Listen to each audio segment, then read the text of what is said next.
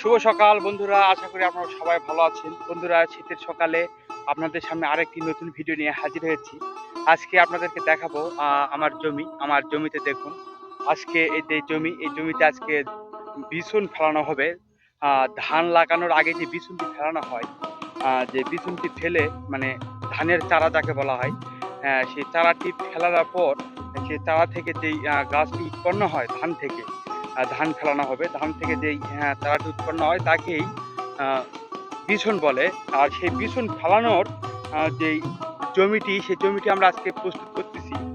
জমিতে লারা আছে, সেই লারাটি ধানের যে অবশিষ্ট অংশ ধান হওয়ার পর সেই লারাটি কেটে জমিতে পানি দিয়ে জল দিয়ে জমিটি হাল চাষ দিয়ে প্রস্তুত করতে হবে আপনার হচ্ছে ধান চাষের জন্য, মানে ধানের বিছন ফেলানোর জন্য। এখানে কাজ করতেছে দেখতে পাচ্ছেন। এই যে আমার ভাই পার্থ এখানে লাড়া কাটতেছে ধানের অবশিষ্ট অংশ। এই যে দেখুন, সে অনেক সুন্দরভাবে লাড়া কাটতেছে। আর সকালবেলা আমিও এখানে লাড়া কাটলাম। এই হাত কাঁচি দেখতে পাচ্ছেন, এই কাঁচি দিয়ে এই পাশ দিয়ে কাটলাম। এই দেখেন লাড়া ঠিকই হয়ে আছে, এই পাশে এখানে লাড়া ঠিকই হয়ে আছে। এইগুলো কাটলাম। কাটার পর এখন একটু হাঁপিয়ে গেছি, তাই একটু জিরিয়ে নিচ্ছি। তাই ভাবলাম যে একটু ভিডিও করে আপনাদেরকে দেখানোর জন্য। সুজন, ধরে একটু কাটাতো ভাই। এই সুজনকে একটু দিয়েছি, সে কাটার জন্য প্রস্তুত হয়ে গেছে। এই নাড়ার অবশিষ্ট অংশ পিছন ফেরানোর জন্য এই সুন্দর কাজটি করতে হয়। যে দেখুন, কাঁচি দিয়ে ধানের গোড়াটি দিয়ে কাটা হচ্ছে। এই যে দেখুন, প্রত্যেকটি ধানের একটি একটি করে গোড়া ধরে ধরে কেটে নেওয়া হচ্ছে। পরবর্তীতে এই জমিটি ফাঁকা হয়ে যাবে, তাহলে পিছনটি ভালো হবে। এই নাড়া কাটার মেন উদ্দেশ্য হচ্ছে যে আমরা যে জমিতে ধানের চারা রোপণ করব, মানে বিছন, সেই বিছনটি রোপণ করার জন্য এই জমির যে অবশিষ্ট অংশ কাটতে হবে। তাছাড়া যে ধানের বিছনটি আমরা লাগাবো, সেই ধানের বিছনটি অনেক ভালোভাবে হবে না। আর এই ভালোভাবে না হওয়ার কারণে সুন্দরভাবে আগে জমির যেই তলানির যেই লাড়াগুলো আছে সেগুলো সুন্দরভাবে কেটে নিয়ে পরিষ্কার করতে হবে। আর পরিষ্কার করলে জমিটি অনেক ফ্রেশ হবে, আর সেখানে ধানের চারা অনেক সহজে বেড়ে উঠবে, কোনো প্রকার অসুবিধা বা ঝামেলা ছাড়াই। এই জন্য অবশিষ্ট ধানের অংশগুলো কেটে আমরা বাদ দিয়ে দিচ্ছি এখানে ধান লাগানোর জন্য, ধানের চারা উৎপাদনের জন্য, বীজ ফোটানোর জন্য। দেখুন, দুইজন কাজ করতেছে। আমার ভাই হচ্ছে পার্থ, আর হচ্ছে এদের সুজন কাজ করতেছে। তারা, আমিও কাজ করলাম, তাই একটু ভাবলাম জিরিয়ে নিই।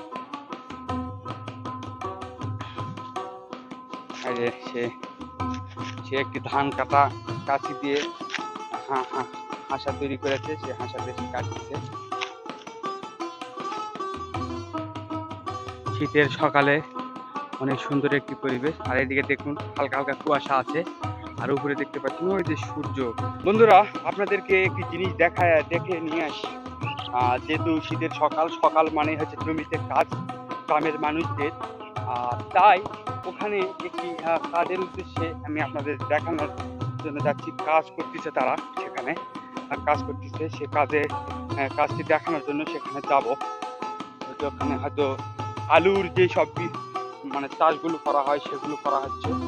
আর এখানে দেখতে পাচ্ছেন, এই যে এখানে সরিষা কয়েকদিন আগে লাগানো হয়েছে। সরিষার ছোট ছোট গাছ এখানে বেড়ে হয়ে গেছে, অনেক সুন্দর সুন্দর গাছ।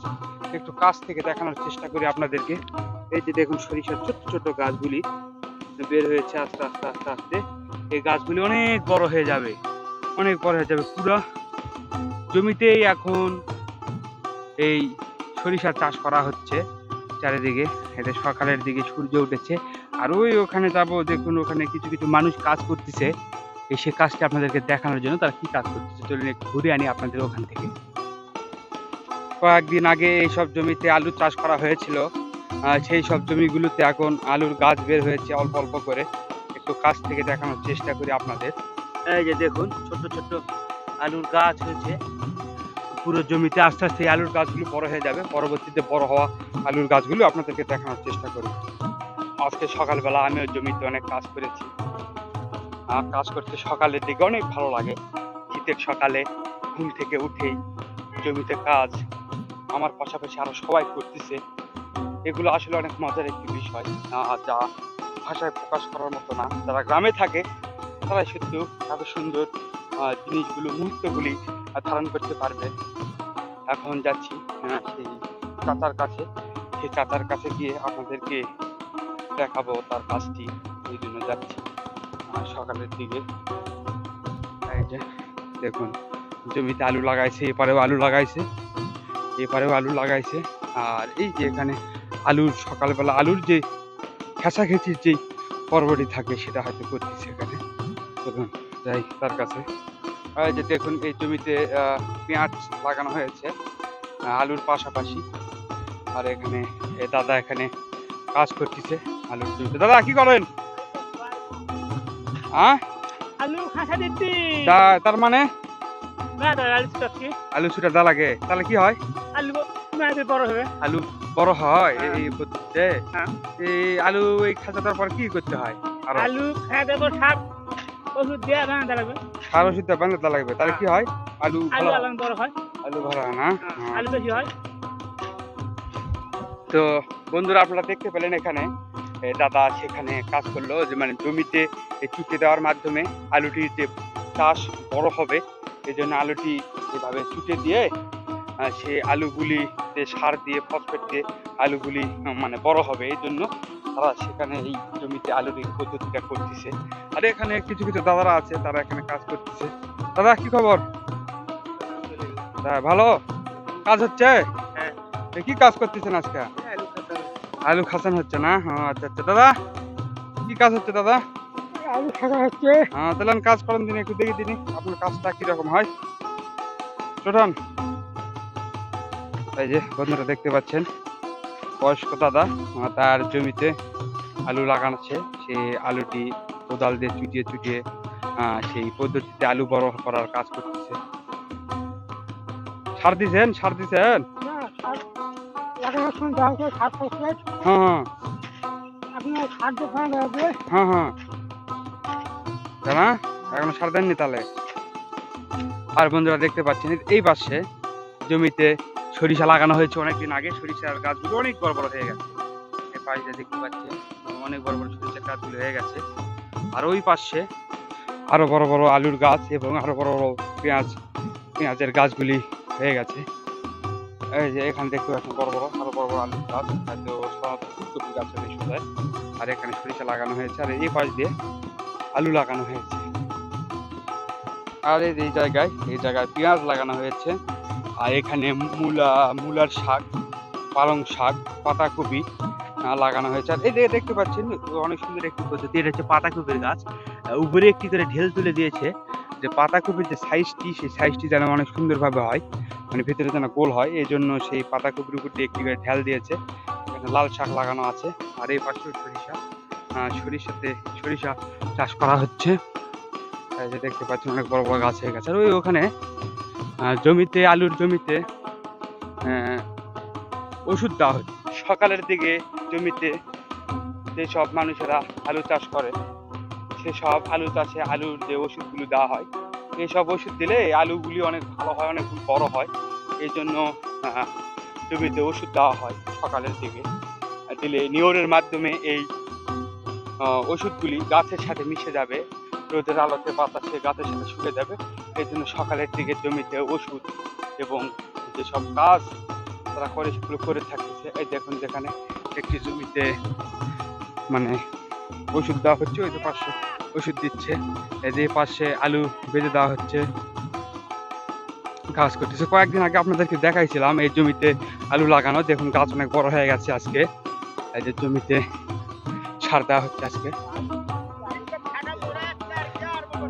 আর এই যে দেখুন সার, জমিতে যে সারগুলি দেওয়া হয় সেই সারগুলি এখানে রাখা হয়েছে। বন্ধুরা, যারা জমিতে আগে চুটে দিয়েছে বা কেচে দিয়েছে, তারা দেখুন এখন এই যে আলুগুলি বেঁধে দিচ্ছে সার টার দিয়ে, এটা ওষুধ দিয়ে বেঁধে দিচ্ছে।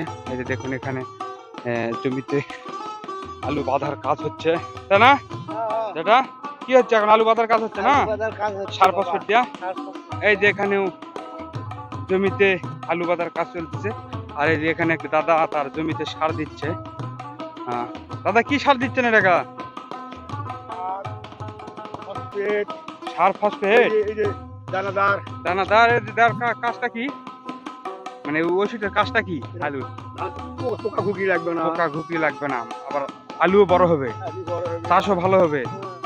বন্ধুরা দেখতে পাচ্ছি এটা জমিতে সার দেওয়া হচ্ছে সকালের দিকে, অনেক সুন্দর একটি মুহূর্ত আপনাদেরকে ধারণ করে দেখানো হচ্ছে। আর ওখানে দেখুন এইভাবে সার দেওয়ার পর সেই আলুগুলি সুন্দরভাবে বেঁধে দেওয়া হচ্ছে, অনেক সুন্দরভাবে। যে চাচা এখানে একটি একটি করে জমির শুলাতে মাটি তুলে দিচ্ছে, তাই না চাচা? কাজ এটা জমি আপনার? ও আচ্ছা, কয় বিঘা জমি লাগাচ্ছেন এখানে? এখানে 4 কাঠা করে 3টা ভাগ, 4 কাঠা করে 3টা ভাগ। তো বন্ধুরা তার জমিতে সে কাজ করতেছে অনেক সুন্দরভাবে, সকালের দিকে গ্রামের মানুষের কাজ করে থাকে। আর এখানে এখানে আরেকটি দাদা এই জমিতে সে আলু চুটে দেওয়ার কাজ করতেছে, এই যে দেখতে পাচ্ছেন এখানে, এই যে চুটে দেওয়ার কাজ। দাদা কাজ কেমন হচ্ছে? এবার কি আলু লাগাচ্ছেন, এটা কি আলু, কি জাত কি আলুর? তেলপাকড়ি। তেলপাকড়ি আলুর জাত কি রকম হয়? খুব ভালো হয় না? তা আজকে ছুটে দিচ্ছেন, 2 দিন পরে সার ফসফেট বেঁধে দেবেন ওদের মতো করে। আচ্ছা, তো বন্ধুরা দেখতে পেলেন এই যেসব জমি যেসব কাজ এইভাবে ছুটে দেওয়ার পর, এই কাজগুলি করার পর সার ফসফেট দিয়ে আবার এই জমিতে তারা এই আলুর শুলাগুলি বেঁধে দেয়। যখন আলু তোলার সময় হবে, আবার আলুর গাছগুলি যখন বড় হয়ে যাবে, তখন আবার আপনাদেরকে দেখানোর চেষ্টা করবে এই জমির আরো অনেক দৃশ্যগুলি। আর এখানে একটি দাদা তার জমিতে ছুটে দেওয়া হয়েছে, সার ফসফেট দেওয়া হয়েছে, তারপর তার জমিতে আর যেন পোকা পাখি না লাগে সেজন্য সে এখানে কীটনাশক ব্যবহার করতেছে। এই হচ্ছে বিষয় বন্ধুরা, জমিতে সকালবেলা সবাই কাজ করতেছে। আর আমার ভাই ওখানে যে জমিটির অবশিষ্ট নাড়াটি কাটতেছে, সে কাটা অংশটি আজকে আপনাদেরকে দেখানোর পর আপনাদেরকে এই ভিডিওটি শেষ করব। জমিতে নাড়া কাটবো, তারপরে সেই শেষ করে দিয়ে আপনাদেরকে দেখানোর চেষ্টা করবো। বন্ধুরা আপনারা এখন যে জমিটি দেখতে পাচ্ছেন এটা আমাদের জমি, এখন পর্যন্ত অনেক কাজ বাকি আছে। ভিতরকার এই নাড়াগুলো কাটতে হবে, কেটে পরিষ্কার করে দিতে হবে।